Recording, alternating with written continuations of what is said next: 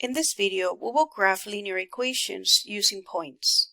What if ordered pairs are not given? How do we find solutions to an equation? And how do we use those points to find all solutions to the equation? Well, if you're not given any points, you can select, say, a negative number. I'm going to try -1 here. You can select 0, and then you can select a positive number. I'm going to do a positive 1. So let's begin. Let's bring down the equation 5x minus y is equal to 1. And I'm going to plug in the first value that I selected, which was x is equal to -1. So then this becomes 5 times -1 minus y is equal to 1. Okay? So 5 times -1, that would be -5, minus y is equal to 1. Now, I'm going to see that my variable is on the left side and it has two numbers here. It's being subtracted by 5 and it's being multiplied by -1. Now, even though we don't see it, it is being multiplied by that -1. So let's write it down so that we can keep track. I'm going to write it as -1y. Now you might be asking, how is it that I can do that? Well, remember in the previous example when we had 1y, we were allowed to simplify to y. So if we are allowed to go from 1y to y, then we are allowed to go back and do the same thing from y to 1y. We can write that in there. All right, we're going to start solving this. The way we solve, remember, first we'll move anything that is being added or subtracted. So I'm going to move that -5 by adding 5 to both sides. From left to right, -5 plus 5, we subtract, that goes to 0. I'm left with -1y is equal to 6. Now we're not done here. My variable's on the left, but it's being multiplied by that -1. So I'm going to divide both sides of the equation by -1. On the left side, -1 divided by -1, that's positive 1y, but 1y is just y, can be simplified to just y. So that's the left side. On the right side, I have 6 divided by -1. Well, 6 divided by 1 is just 6, and because they have different signs, then that becomes -6. So then the y-coordinate for x is equal to -1 will be -6. Let's plot the points then. -1, 6 means that I'm going to go 1 to the left and then 6 down. That's 1, 2, 3, 4, 5, and 6. So here's where we've plotted our first point, -1, -6. Let's try the next one. I'm going to bring down my equation again. And now I'm going to replace it with x is equal to 0. So then this will be 5 times 0 minus y is equal to 1. Well, 5 times 0 is just 0. And remember that minus y, that's -1y, is equal to 1. Well, 0 minus 1y is just -1y is equal to 1 on the right side. Now don't forget, now we need to simplify because y is being multiplied by this -1. I'm going to divide both sides by -1. And -1 divided by -1 on the left would be 1y, or just y. And on the right side, 1 divided by -1 would be -1, because 1 divided by 1 is 1, and because they have different signs, that would be -1. So then my y-coordinate for the x equals 0 is -1. So let's plot the point 0, -1.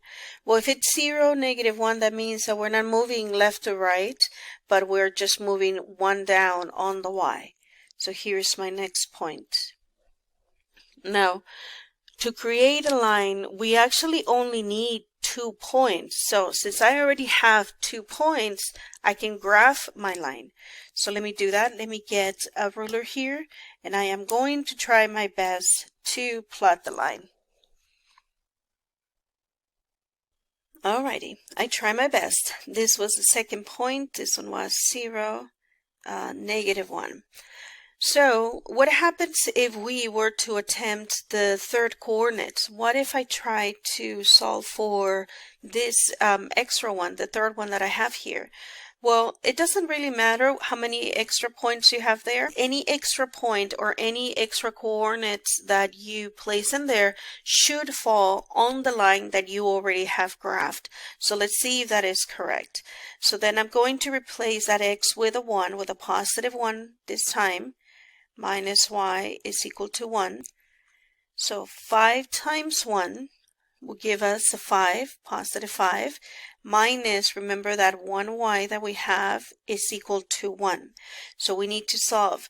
Our variable is on the left and it has multiplication by -1 and addition by 5. First we move anything that is being added or subtracted. So I'm going to move that +5 with a -5 on both sides. 5 minus 5 will go to 0, giving me -1y. Don't lose the equal sign. And on the right side, 1 minus 5 will be -4. We're not done. Remember, we have to divide by that -1 in front of the y. So -1, -1 on both sides. So -1 divided by -1 will be 1y, or just y. And on the right side, 4 divided by 1 will be 4. And because they have the same sign, they're both negatives, that will be +4. So then the y coordinate for the x is equal to 1 will be 4. So then I'm going to plot 1, 4. That means I'm going to go 1 to the right. Let me show you here. I'm going to go 1 to the right from the origin and then 1, 2, 3, 4 up on the y. So that point, that extra point that we found there, 1, 4, also falls on the line.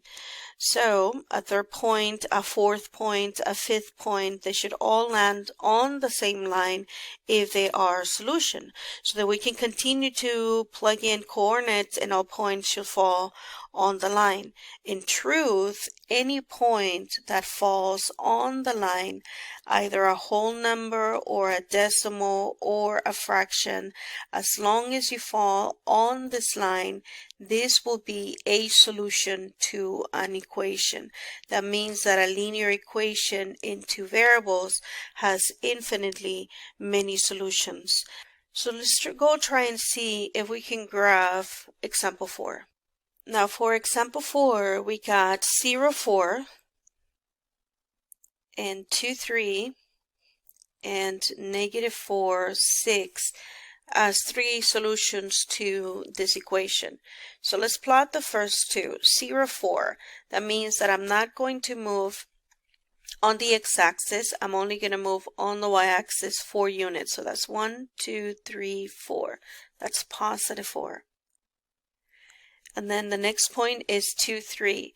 That means that I'm going to go 2 to the right and then 3 up. 1, 2, and 3. Okay, I'm going to pause the video to graph the line and see if the next point also falls on the line. Okay, here's my line. This first one was 0, 4. The second one was 2, 3. Now let's see if -4, 6 also falls on the line. So we go to the origin and then we move 1, 2, 3, 4 left because it's -4 and then 6 up. That's 1, 2, 3, 4, 5, and 6. And it does. Here is the third point, -4 and 6. Now the way that we read graphs is always from left to right. Notice how this graph is falling from left to right, and in example 5, from left to right, this graph was rising. It was going up. Now this is going to be a very important property of linear equations, and we're going to see them in the next video when we talk about slope. Thank you so much for watching, and I'll see you in the next one.